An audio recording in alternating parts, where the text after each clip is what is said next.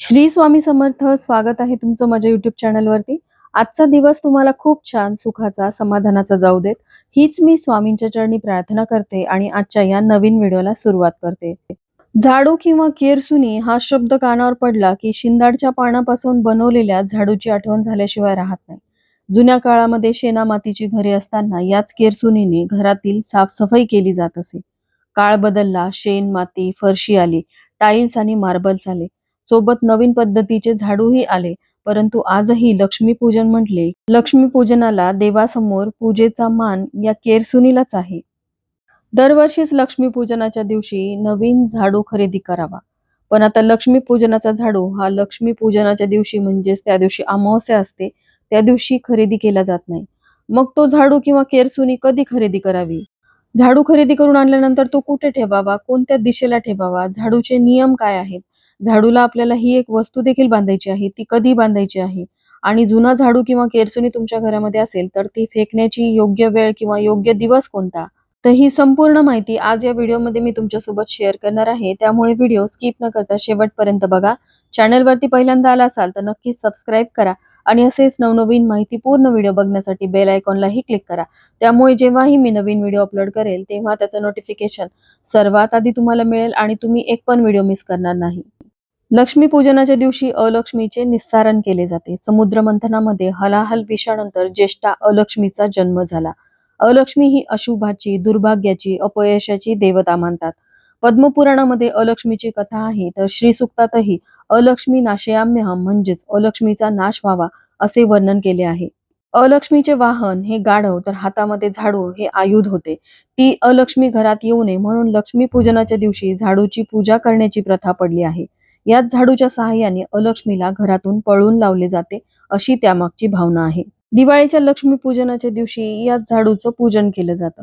पण आता झाडू खरेदी करण्यापूर्वी या झाडूचे महत्वाचे नियम आपण जाणून घेऊयात.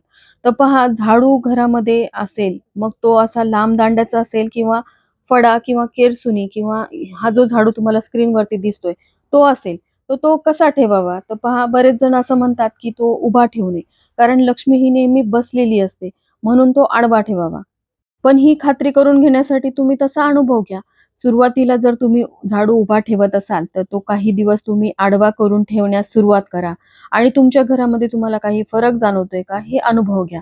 पण हा झाडू नेमका आडवा ठेवल्यानंतर तो कुठे ठेवायचा याची देखील एक योग्य दिशा आहे. त्याच दिशेला झाडू ठेवला पाहिजे असं म्हणतात. आता जर तुमच्या घरामध्ये पूर्वीपासूनच झाडू उभा करून ठेवला जात असेल, तर तुम्ही ती पद्धत बदलण्याची गरज नाही. पण जर घरामध्ये वारंवार भांडण, कलह किंवा पैशाच्या समस्या असतील, तर नक्कीच या पद्धतीमध्ये तुम्ही थोडासा बदल करून बघायला काही हरकत नाही. कारण झाडू हे साक्षात देवी लक्ष्मीचं स्वरूप मानलं जातं. त्यामुळे झाडू ठेवण्याविषयीच्या नियमाचं पालन करायला हरकत नाही. पण झाडू नेमका घरामध्ये कुठे ठेवावा, तो ठेवण्याची देखील एक योग्य दिशा आहे.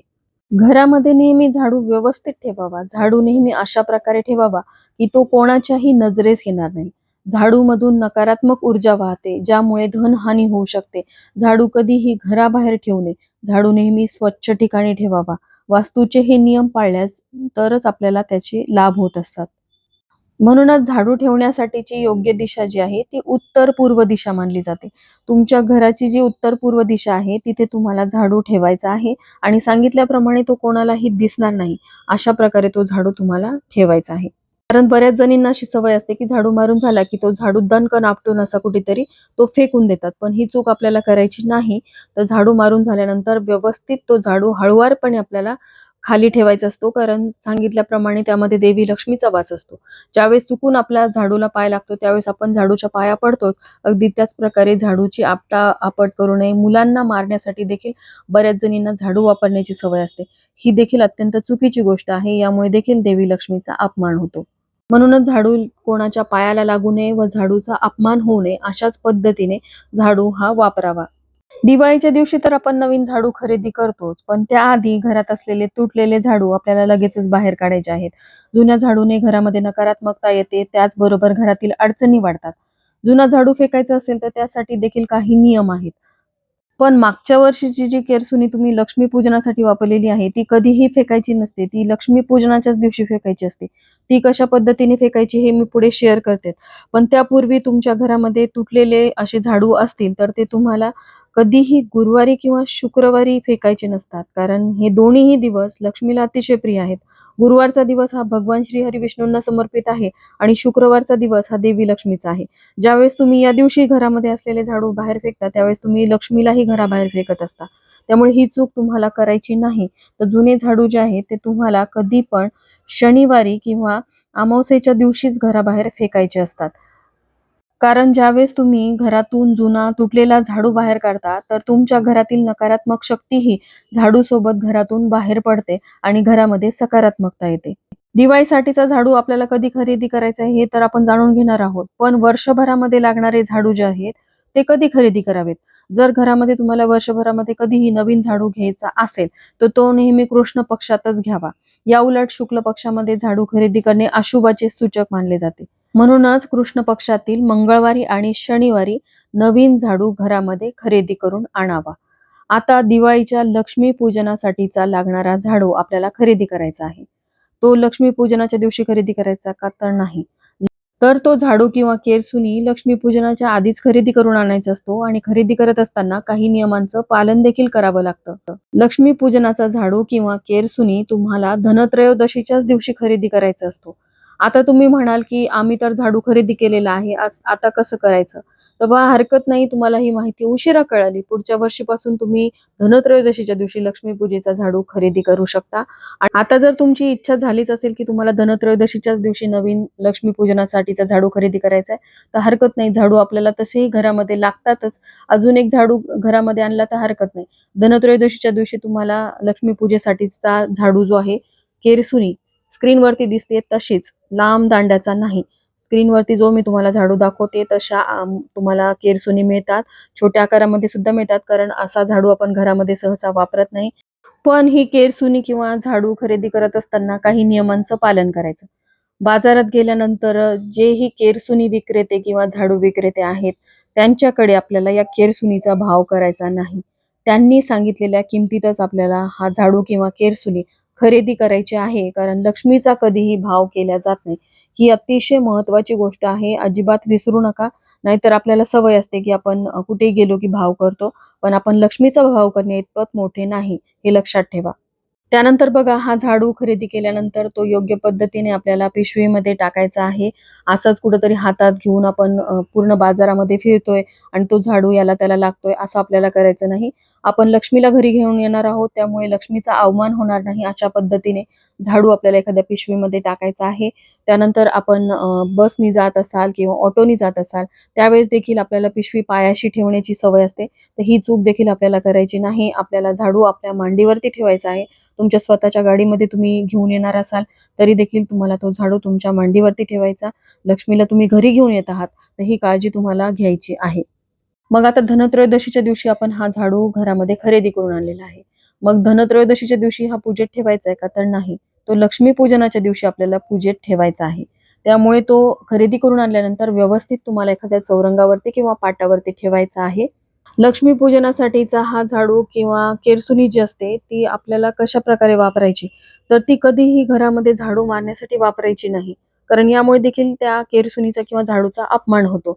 म्हणूनच ही केरसुनी किंवा झाडू जो आहे, तो देवघराची स्वच्छता करत असताना किंवा आपण जेवण करतो, खाली बसून बऱ्याचदा जेवण करतो किंवा आपण डायनिंग टेबलवरती बसून जेवण करतो. डायनिंग टेबलवरती आपण असा लांब दांड्याचा जो झाडू असतो, तो कधीही मारत नाही, कारण तिथे आपण अन्न ग्रहण करत असतो आणि अन्न जे आहे ते कधी झाडूनी बाहेर फेकू नये. ते गोळा करावं, हाताने गोळा करू शकता किंवा हा जो लक्ष्मीपूजनाचा झाडू आहे, तो तुम्ही अन्न गोळा करण्यासाठी वापरू शकता. डायनिंग टेबल स्वच्छ करण्यासाठी वापरू शकता. त्याचा वापर तुम्हाला करताच येणार आहे. कारण बऱ्याच जणींच्या कमेंट येतात, की त्या जुन्या केरसुनीचं काय करायचं? ती तर आम्ही वापरली पण नाही. म्हणून मी ही गोष्ट तुमच्यासोबत शेअर केलेली आहे. पण पूर्वीच्या काळामध्ये बघा घरासमोरील अंगण झाडण्यासाठी किंवा घर झाडण्यासाठी देखील या झाडूचा वापर केला जायचा. पण आत्ताच्या काळामध्ये हा झाडू आपण वापरत नाही, म्हणून ही छोटीशीच केरसुनी आपल्याला घरामध्ये आणायची आहे. आता धनत्रयोदशीच्या दिवशी आपल्याला धन्वंतरी देवांचं पूजन करायचं असतं. या दिवशी 13 दिवे प्रज्वलित करून धन्वंतरी देवता, देवी लक्ष्मी आणि कुबेर यांचं पूजन केलं जातं. आता या पूजेमध्ये आपल्याला हा झाडू ठेवायचा आहे का? तर नाही. साईडला आपल्याला एका चौरंगावरती, पाटावरती हा झाडू ठेवून द्यायचा आहे. याची पूजा आपल्याला करायची नाही. पण या झाडूला एक अतिशय महत्त्वाची वस्तू आपल्याला धनत्रयोदशीच्या दिवशी बांधायची आहे. आता ही पद्धत जी आहे ती प्रत्येकाकडे आहे की नाही मला माहिती नाही, पण तुम्ही आत्तापर्यंत करत नसाल तर इथून पुढे नक्की करा. कारण झाडूला ही वस्तू धनत्रयोदशीच्या दिवशी बांधल्याने आपल्या घरावरती देवी लक्ष्मी ही धनवर्षाव करते अशी मान्यता आहे. म्हणूनच आपल्याला लक्ष्मीपूजनाच्या आधी आपल्या झाडूला ही वस्तू बांधायची आहे.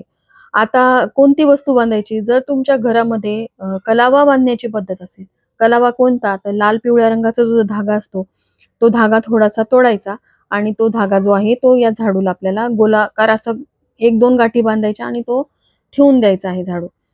किंवा बऱ्याच जणांकडे पांढऱ्या रंगाचा धागा बांधला जातो. आता माझ्याकडे म्हणाल तर मी पांढऱ्या रंगाचा धागा घेते आणि तो या झाडूला बांधते. दरवर्षीच मी बांधते. तर तो पांढरा धागा किंवा कलावा तुम्ही बांधल्यानंतर मग तुम्हाला तो लक्ष्मी पूजेमध्ये ठेवायचा असतो.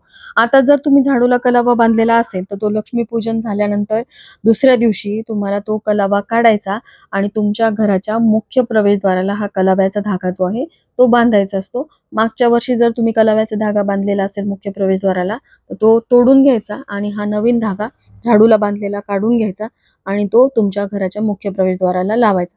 अशा प्रकारे बऱ्याच जणांच्या घरामध्ये प्रथा आहे. तुमच्याकडे जशी प्रथा परंपरा असेल त्यानुसार तुम्हाला हा धागा बांधायचा आहे. जर तुमच्याकडे तशी पद्धत नसेल तर सरळ तुम्ही पांढऱ्या रंगाचा धागा घ्या आणि तो त्या झाडूला तुम्ही बांधायचा आहे. लक्ष्मीपूजनाच्या दिवशी जुन्या केरसुणीचं देखील अलक्ष्मी निस्सारण केलं जातं. तर ते कसं करावं? तर जुनी केरसुणी तुमच्याकडे असेल, तर ती तुम्हाला घ्यायची आहे. रात्री 12 वाजता आपल्या घराच्या उंबरठ्यावरती ती 3 वेळा आपटायची आहे. अलक्ष्मी निस्सारण, अलक्ष्मी निस्सारण असं म्हणत तिचा एक फळ आपल्याला तोडायचा आहे, घराबाहेर फेकायचा. त्यानंतर ही केरसुणी घराच्या बाहेर आपल्याला फेकून द्यायची आहे. घरासमोर पुरेशी जागा नसेल, तुम्ही फ्लॅट सिस्टममध्ये राहता, तर एक डस्टबिन तुम्ही बाहेर ठेवा आणि त्या डस्टबिनमध्ये ही जुनी केरसुणी तुम्हाला फेकून द्यायची आहे. यामुळे घरामध्ये असलेली दरिद्रता, नकारात्मकता संपूर्णपणे घराबाहेर निघून जाते. अशाच प्रकारे तुम्हाला लक्ष्मीपूजनाचा झाडू धनत्रयोदशीच्या दिवशी खरेदी करून आणायचा आहे. झाडूला ही एक वस्तू बांधायची आणि त्यानंतर लक्ष्मीपूजनाच्या दिवशी तुम्हाला हा पूजेमध्ये ठेवायचा आहे. संपूर्ण माहिती आवडली असेल, हेल्पफुल वाटली असेल, तर लाईक, शेअर आणि सबस्क्राईब करायला विसरू नका. भेटूया तशाच एका नवीन व्हिडिओसोबत. श्री स्वामी समर्थ.